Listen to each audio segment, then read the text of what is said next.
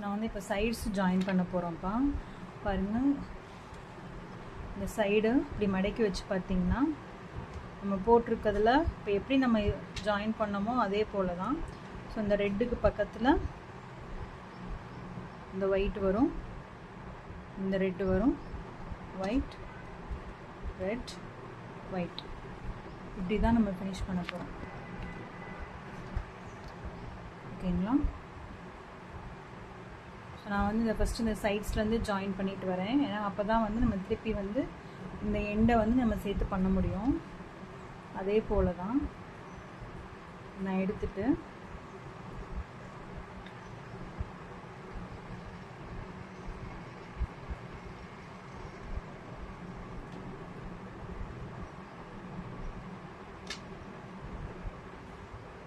வச்சு பார்த்துக்கோங்க. எங்கனோக்கில் உங்களுக்கு எப்படி வருங்கிறத வச்சு நல்லா டீட்டெயிலாக பார்த்துட்டு அப்புறம் ஜாயின் பண்ணுங்கள். இப்போ இங்கே இந்த ரெண்டும் நான் ஜாயின் பண்ணிடுறேன். அப்புறம் இந்த ரெண்டு ஜாயின் பண்ணும்போது ஸோ இப்போ நான் பாருங்கள், நான் வச்சதே தப்பு. இப்போது கரெக்டாக திருப்பி நான் வச்சு பார்க்கும்போது இந்த 2 பெட்டல் மேலே போயிடும். ஸோ இந்த சைடு 2 பெட்டல் ப்ளஸ் இது இங்கே வந்துடும். இந்த 2 பெட்டல் வரணும், இந்த ரெட் கலர் இதில் வரணும். அப்போ இந்த ரெட்டு வந்து இங்கே ஒயிட்டோட வரும். ஓகேவா? கொஞ்சம் கன்ஃபியூசிங்காக தான் இருக்கும், பார்த்து ஜாயின் பண்ணுங்கள்.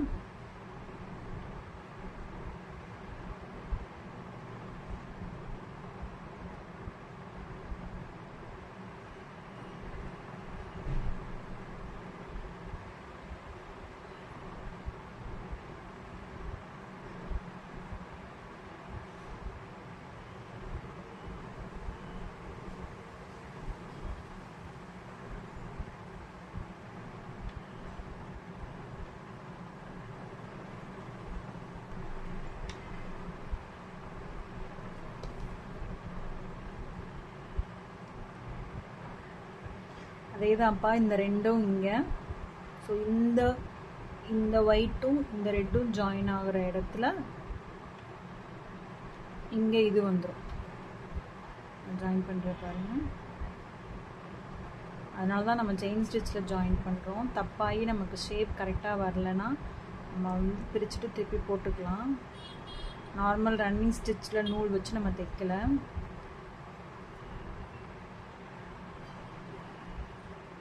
அதே போல் பெட்டல் பை பெட்டலாக தான் வந்து நம்ம வந்து ஜாயின் பண்ணிக்கிறோம்.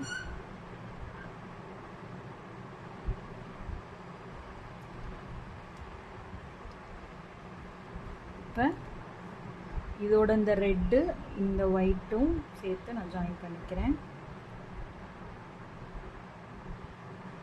ப்ளஸ் இதோட இங்கே இருக்க ஒயிட் பெட்டலும் வந்துடும்.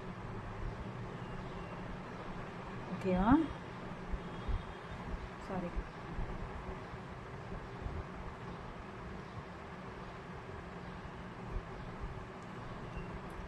இப்போ அடுத்து இங்கே பெட்டல் இருக்குது பாருங்கள், இங்கே பெட்டல் இருக்குது. ஸோ இந்த பெட்டல் ப்ளஸ் இது ரெண்டும் வந்துடும். இங்கே கீழே இருந்து இந்த ஒயிட் வந்துடும். சாரி, இந்த ரெட் வந்துடும். இங்கே ஒயிட்டு, இந்த ரெட்டு, இந்த ரெட்டு.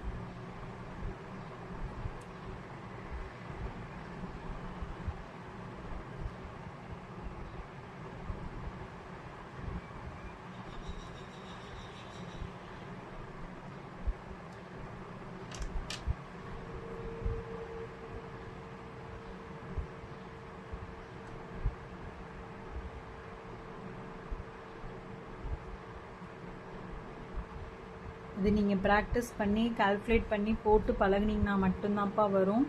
பிகினிங்கில் கொஞ்சம் கன்ஃபியூசிங்காக தான் இருக்கும்.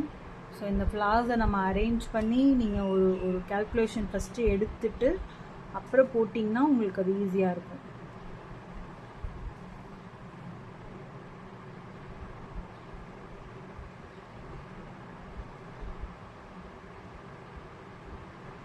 ஒன்ஸ் நீங்கள் அதை அரேஞ்ச் பண்ணி பார்த்துட்டிங்கனாவே உங்களுக்கு அது தெரிஞ்சிடும் எந்த பெட்டல் எங்கே வருதுங்கிறது.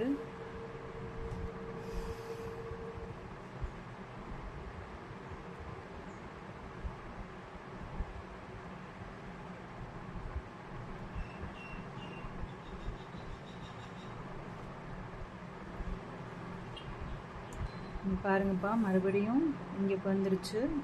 1 2 3.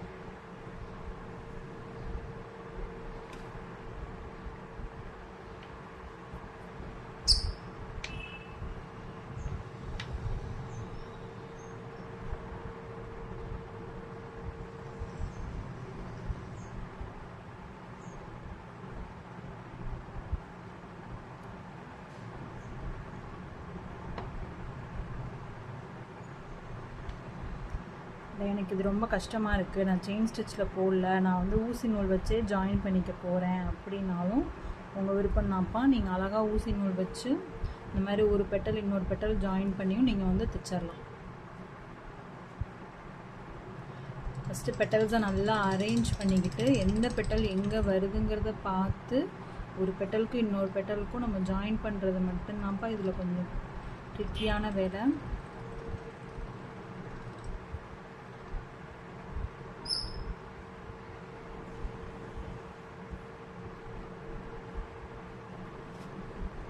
அதை நீங்கள் கண்டுபிடிச்சிட்டிங்கன்னா ரொம்ப ஈஸியாகவே ஜாயின் பண்ணிடலாம். ஒரு ரோ தான் கன்ஃபியூசிங்காக இருக்கும், அதுக்கப்புறம் பார்த்திங்கன்னா கடன்னு ஜாயின் பண்ணிடலாம்.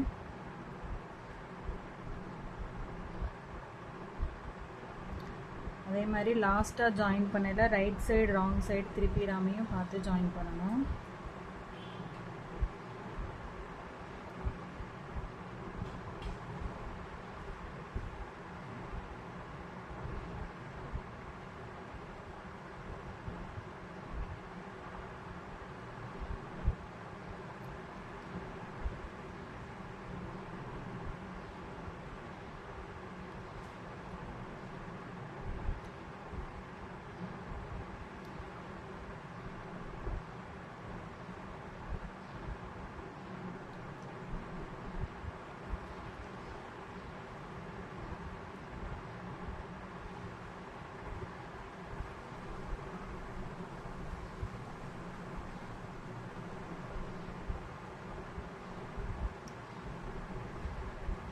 இப்போ இதில் கீழே பேஸ் எல்லாமே விட்டுட்டோம், சைட்ஸ் முடிச்சுட்டு பேஸ்க்கு வந்துட்டேன். ஸோ பேஸும் வந்து அதே போல் தான். இந்த மாதிரி இது 2 வருதுன்னா பேஸ் வந்து நல்லா வச்சு பார்த்துக்கோங்க. ஸோ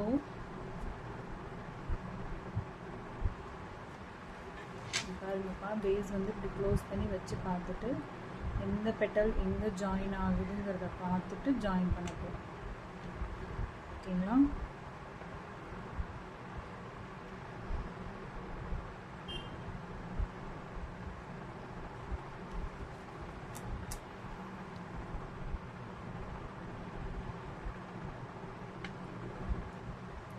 ஸோ பேஸ் ஜாயின் பண்ணும்போது நீங்கள் எக்ஸாக்டாக வந்து அந்த 2க்கு 1ங்கிற மாதிரி ஜாயின் பண்ணணுங்கிற அவசியமும் கிடையாது. அப்படியே ஸ்ட்ரெயிட் பெட்டல்ஸ் வச்சு கூட ஜாயின் பண்ணிக்கலாம். இங்கே நான் வச்சுருக்கேன் பாருங்கள். நான் இப்போ இந்த 2 பெட்டலும் நான் ஜாயின் பண்ணுறேன். ஜாயின் பண்ணதுக்கப்புறம் இது 2, அப்புறம் வந்து இது 2. ஏன்னா நம்ம க்ளோஸ்டாக தான்